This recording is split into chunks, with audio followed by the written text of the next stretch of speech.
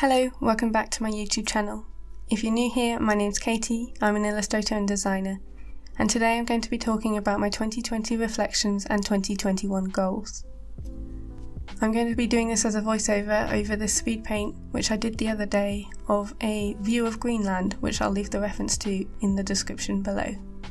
So every year for the past 11 years, I've sat down and written my resolutions and reflection post on my blog. Last year I shared my personal resolutions in January and then published a more in-depth look into my business goals in March, so the fact I'm doing this before January is already a major win. This video is going to be more business focused, but it's such a reflection on myself too that it intertwines both my personal and business together and covers both topics. If you'd like to read the post instead of hearing me talk about it, then I will add a link to my blog in the description of this video. I always find doing these posts a really good way to gain focus and reflect on what's been and what to hope for in the year to come. I don't write with specific resolutions that may come to mind when you think about the standard New Year goals posts, but I do find having a purpose for the year certainly helps.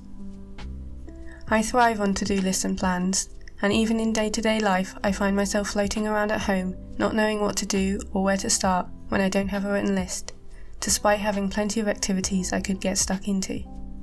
I wrote a blog post in January that was all about goal setting for the year, and I stand by that method. It details a really actionable and achievable way to break down bigger goals and how to get started on them, so I'll leave a link to that in the description as well.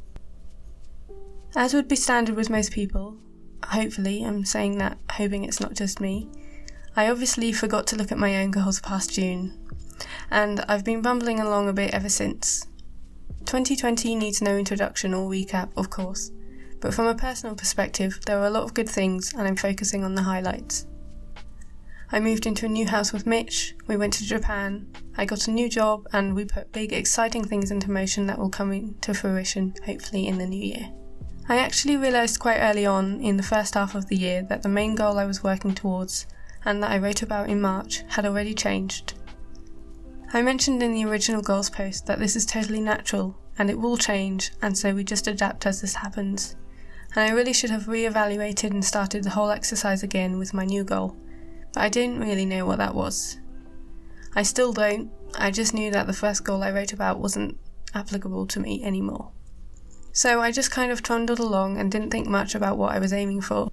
I started a new job in the middle of the pandemic, and it floored me. It really took more out of me than I thought it would. So the next few months were survival mode, and I think most of us were just trying to get through 2020 and take each day as it came, which is totally a-okay. Now I have some time to finally do that re-evaluating. Like I said, I'm not 100% sure on the course of action, but I do have some vague ideas of a plan. I have a main goal in mind, it's just the blurry middle bit of getting to it that I need to work out. If you've not read the goal setting post I keep referring to, then I really recommend it, as I'll be doing the same. Breaking down the bigger goal into smaller actionable steps makes things a lot more manageable. I often do the same for the smaller tasks on my to-do list, like writing a blog post for example. It gets broken down into tasks such as write the post, take the photos, hit publish, and share it on socials. Often our brain gets to the big task and sees it as a bit of a stumbling block, so smaller manageable chunks for me work best. So I've had a look back on the year and have outlined a few highlights. I also want to share 7 questions that I answered both this year and last that have helped me reflect and focus, which were taken from the Indie Roller business group I'm part of. They are: what would you like to celebrate? What are you most proud of? What did you learn? What didn't work or feel good? What was missing?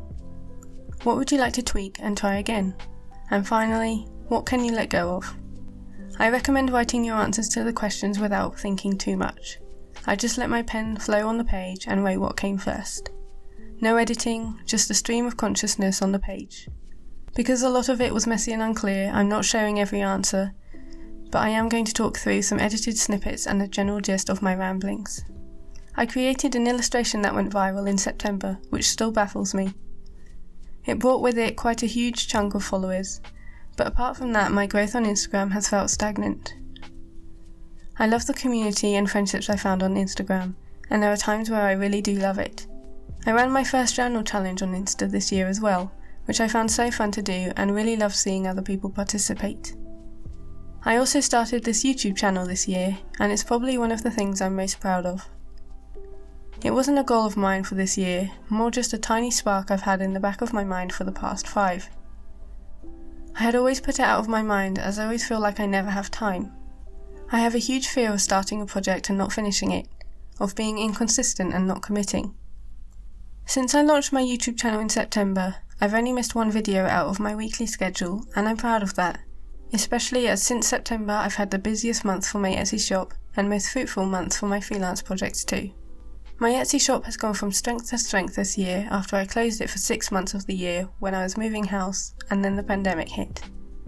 October and November alone generated more revenue than I had in the whole of 2019, and I hit 500 sales total for my shop.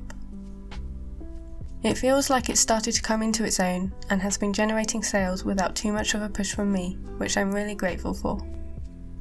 Now I've shared that success with you, it might come as a surprise that I'll be moving my focus away from creating new products. My plan for 2021 is to keep my Etsy shop open and continue fulfilling orders and having it plug away in the background. But I won't be bringing out new products or focusing much energy on marketing it. I love the feeling when people buy my planners and knowing people are displaying my work and prints in their homes, and I really enjoy packing up and wrapping each order, but it takes a big chunk of time and energy, and ultimately, being an e-commerce business is not my end goal. I started 2020 thinking my end goal was to be an established illustrator. Sharing that I wanted to be signed by an agency and creating artwork for other people, but it just doesn't excite me like it used to. I struggle so much with my style, or lack of, and I'm most happy just creating random artworks and paintings that I love to create. This doesn't work with the illustrator goal in my mind, but it does work for my mental health. So I'll still be illustrating and creating of course, but for me, rather than the goal of having my work published in magazines and editorial features. I want to pick and choose the projects I get to work on. Who doesn't? But as I still worry about my style and work, I'm just going to take the pressure off of that for now. In regards to social media, I feel like I put so much energy and pressure on my Instagram, and I'm ready to let go of that in the new year. I always try to grow my social media following, and getting more followers is often on my resolution list.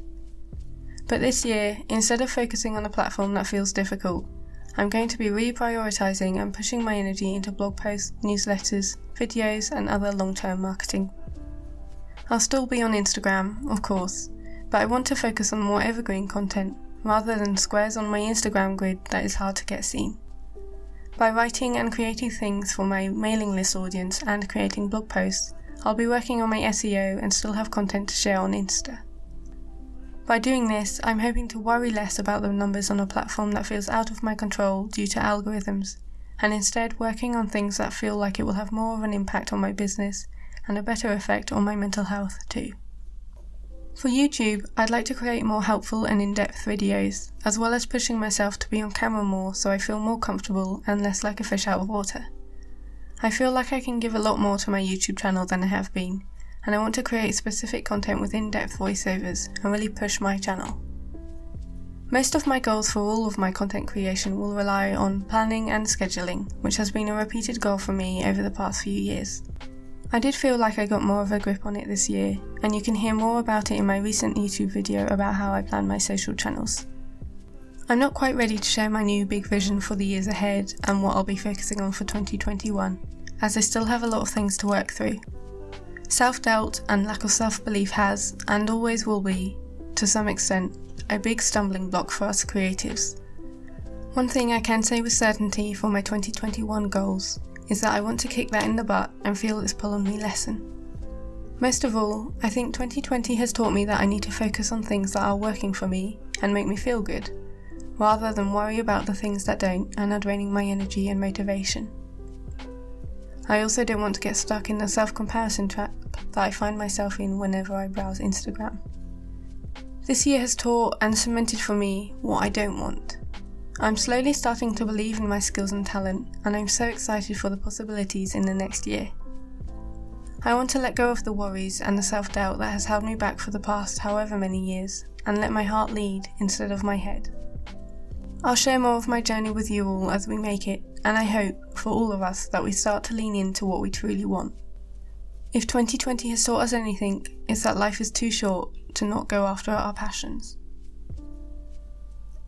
I hope you enjoyed watching the painting process and hear me talk about my goals, and I'd love to hear your goals and resolutions for 2020, so please do leave them down below if you're comfortable sharing. If you've written your own reflections and goals post, or created a video sharing them, please add them into the comments below. They are some of my favourite videos and posts to watch and read. I hope you have a really wonderful new year, and I'll see you in the next video. PS. I shared a few personal goals at the beginning of 2022, and I can tick some of them off, as I ran 5k without stopping and I touched my toes. I was at my peak of fitness gymming 4 times a week, but then the pandemic hit, so now I can't do either of those things. I didn't read more books like I wanted, but I've made up for that by reading lots in the past month. I didn't get rid of a lot of the stuff I own, but I am making headway with that now. All in all, despite the dumpster fire of a year that it was, I feel very grateful for everything I achieved and can learn from and take with me into 2021. I hope you have a wonderful start to your year, and I'll see you on the next video. See you later.